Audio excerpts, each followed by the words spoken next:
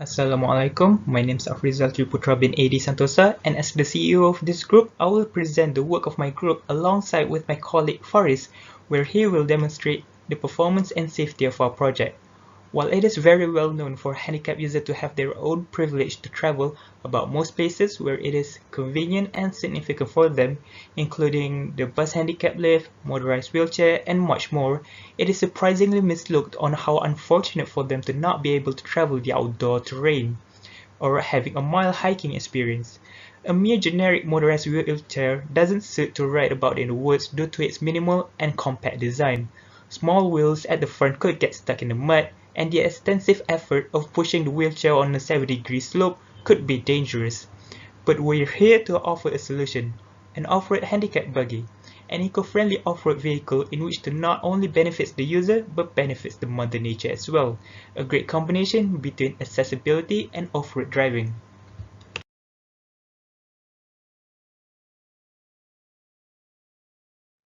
To start off, we have set some objectives to achieve in order for our off-road handicap buggy to be a certified off-road vehicle.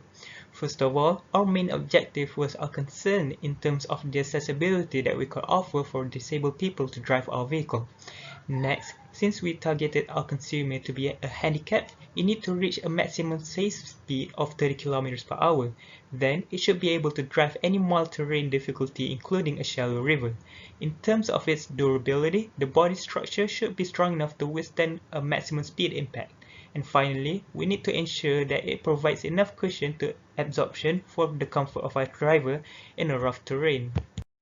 We'll start off with the size and dimensions. So the functionality that I'm going to describe is within a space that offers accessibility for handicapped people without affecting the shape of a popular off-road vehicle out there by being too bulky. So we didn't cheat in either width, height, or length. And we're able to achieve a greater safety and accessibility for disabled people. That being said, our conceptual design emphasizes more towards one driver's seat in which their own wheelchair being the driver's seat itself. Of course, we're gonna offer an additional seat belt to enable driver to engage their safety.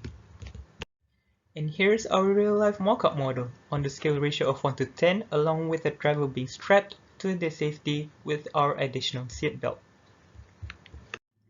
For the question of how it would be accessible to our targeted consumer, we designed a foldable ramp that would give access for the handicapped owner to ride up to the driving position. This design would also benefit the driver's safety by closing the ramp behind.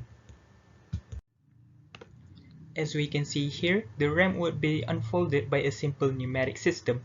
This system would simply lock in place once the ramp has been completely folded or unfolded.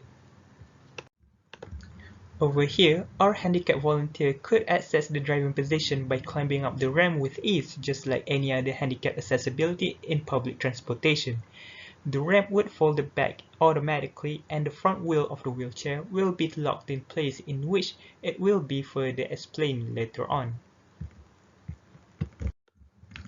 For our handicapped consumer to hop off from the buggy, the wheelchair needs to be unlocked and the ramp will be unfolded by a pneumatic system, as such moving by my hand for demonstration. Once the wheelchair leaves, a sensor will detect no weight being applied on the ramp and it folds back over into its place. Bismillahirrahmanirrahim. Assalamualaikum warahmatullahi wabarakatuh. My name is Faris Noman, but I believe Afrizal has introduced me in his portion of this presentation. So, and I also believe that he has informed you that I will be spearheading the presentations in regards of three important topics of our product, which is, of course, as you can see from the screen here. The first part will be the performance, followed by, if I'm not mistaken, safety features as well as the maintenance capabilities of our product, and basically how we design it to fit all three narratives. Okay, so let's begin, shall we? So we'll start off with the performance. So our buggy is capable of traversing at 30 kilometers per hour. So that is an extremely respectable speed for which a buggy of this size and of course this prospect to travel. And the data that we've analyzed to obtain this result is through a scale modeling technique, which means that we test by measuring the scale to reach an equivalent speed of life size. Since our scale model, which I believe you have seen in Afrizal's part of the presentation, is a 1/10 downscale ratio from the mock-up model, we need to reach an equivalent of 3 kilometers per hour with the scale model, of course, to reach and to achieve the target speed of 30 kilometers per hour for a full-size vehicle. So of course, 3 kilometers per hour is kind of a hard thing to measure for a small scale, as you will be experiencing again after this brief slide, of course. So we have come up with the idea to measure in meters per second, and the calculations, of course, are shown there with 30 kilometers per hour, times it by 100 meters per kilometer, times it by 1 hour for every 3,600 seconds, and we will get a total of 0.83 meters per second needed to be achieved in order for us to confirm that our product is capable of moving at 30 kilometers per hour. So the test would be pretty simple. The model is supposed to travel at least 0.82 meters from a distance of point A to B, and it is required to reach that objective in at least a second. Let's continue on. Okay, sorry, this seems to be a bit, okay, there we go. Seems to be a bit technical issues. I'm sorry. So as you can see here, this is a brief example of our speed test. So the points A and B are denoted by those two aerosol containers, and the buggy moves. As you can see, the buggy has moved, of course, has moved the distance. So let's see that again, just to get a better glimpse of it. So make sure you watch the timer. As you can see, the buggy starts moving and the timer is at countdown, and it reaches its target around the 1 second mark, which we could safely say that it has achieved the first objective or criteria. So moving on to our second performance test, which is the braking test. So it is rather self-explanatory that a competent braking system is extremely important for any kind of vehicle, and it is even more important in let's say our project here, because it is an ATV, and our model is supposed to be able to brake or apply the brakes at extremely crucial points and times, since it will be traversing usually uneven terrain. Okay, so first of all, our model is projected to have an adequate braking system based on our test, and the model was tested by attempting to brake at top speed, and thankfully, alhamdulillah, the outcome was a surefire success. Let's watch the test, of course. So this is basically the test. So the braking test has achieved sufficient braking power. As you can see, it did not hit the wall at all, and it was moving at top speed, which was 0.83 meters per second. So let's see that again. As you can see, it was traveling at full speed right from the get-go, and this is only achievable, may I remind you, because we have a battery-powered motor, so we can reach top speed extremely quickly, and at the same time, brake at an extremely quick rate. So for our final performance test that we think is extremely vital for our model is the terrain test. Our product is an all-terrain vehicle. Hence, that's why this model must be capable of passing mild terrain at least and shallow waters. And the scale model, of course, was tested in such capabilities by putting it through bumpy terrain, and based on our, of course, test, it did so without causing any form of discomfort. Of course, this is applied by the motion and condition of wheelchair throughout this test. So we are observing not only the buggy in this round, but also the condition of wheelchair, as our prime users will be using the wheelchair alongside with this product of ours.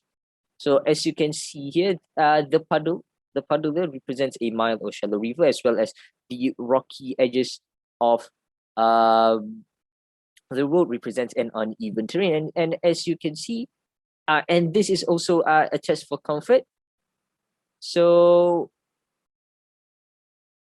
as you can see, this is a very off-road terrain, and the buggy is capable of traversing it at respectable speeds without causing any issues, as well as if you keep an eye on the wheelchair or the individual on the wheelchair, it is capable of traveling without causing any discomfort, or without the wheelchair actually being lodged out of the product. So you could say that our product has achieved the bumpy terrain over the hillside with the use of their own comfort of the wheelchair. Okay, now moving on to our safety features.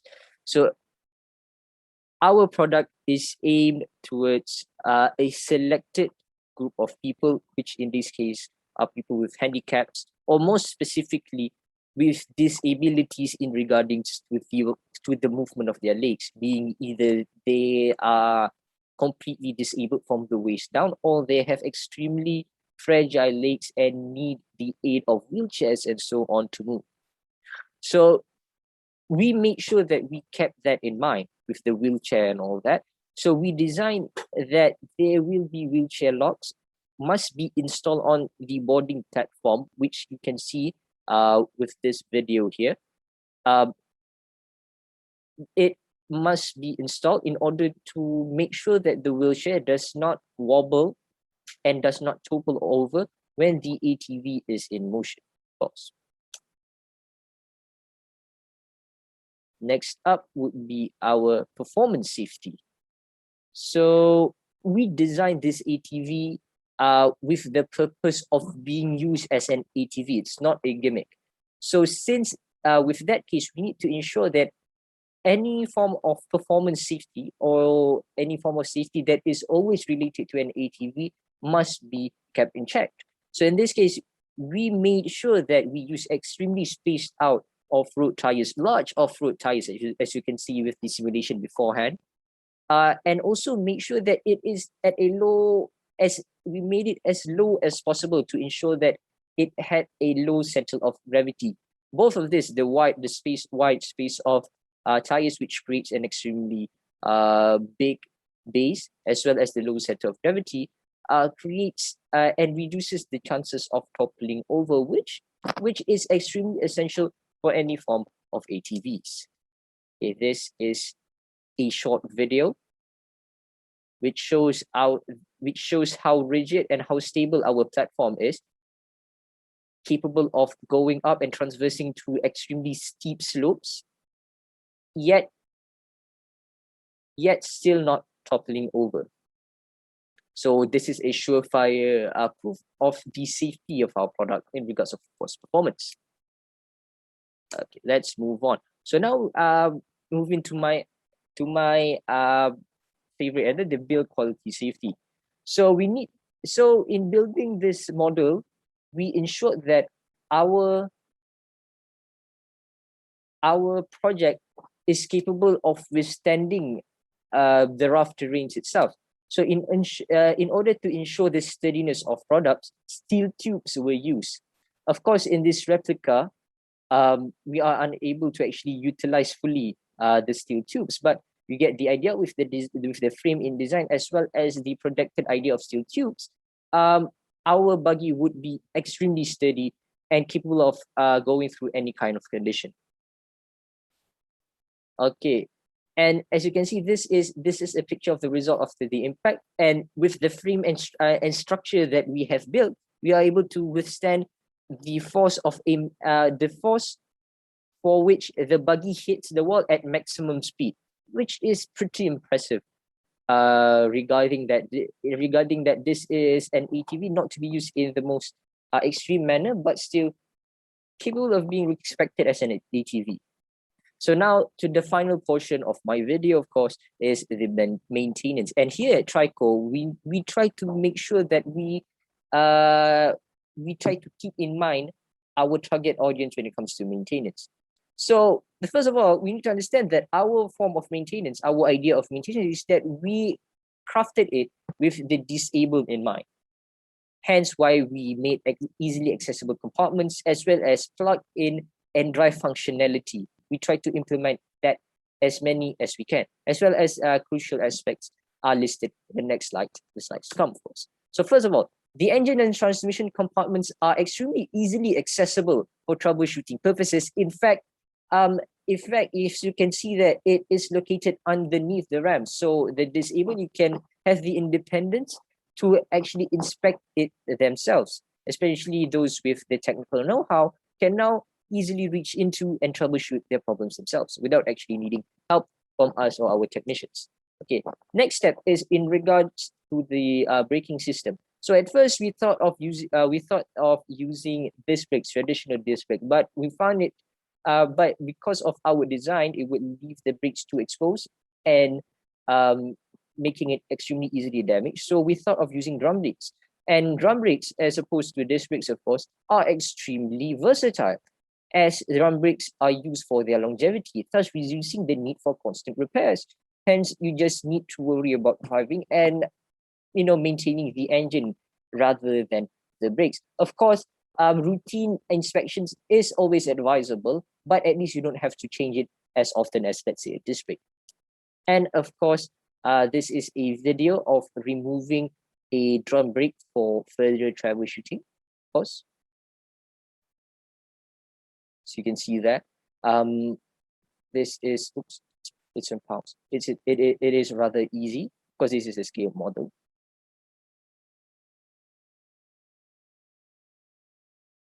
So all we need to do is just take out one of the primary tires, which we will be expecting, and there it is, our drum brakes, and we just need to take it out, and that's it. Simple. No hinges, no extra hinges, no levers when let's say it's compared to a traditional disc brake. And that's all from us. So I believe Afiza haven't told this, so a fair bit of farewell. Thank you for actually coming to our presentation. I hope we were able to inform you everything in regards to our product, and hopefully the panels out there are capable of understanding our product in a much deeper level. As always, if there is anything, you can contact us via contacting our leader, Afiza Tripura, of me, or personally me, Muhammad Farid Rahman. And as a bit of farewell, thank you. Assalamualaikum, and have a good day, and stay safe and stay at home, especially during these troubling times. Assalamualaikum.